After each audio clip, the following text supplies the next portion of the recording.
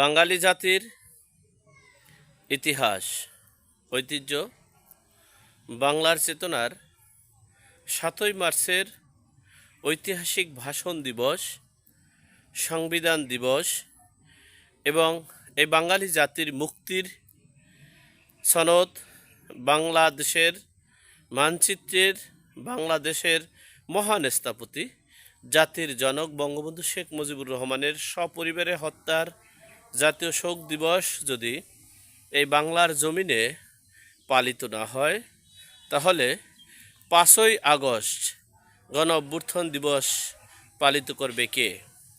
এই বাঙালি নাকি পরাজিত শক্তিরা? এখন বাঙালি জাতির কাছে একটাই প্রশ্ন। তো সুতরাং এই গণ অভ্যুত্থান দিবস কি ৫ই আগস্ট পালিত হবে, নাকি একটা অনাকাঙ্ক্ষিত ঘটনা দিবস হিসেবে পালিত হবে ৫ই আগস্ট? সেটাই এখন দেখার বিষয়।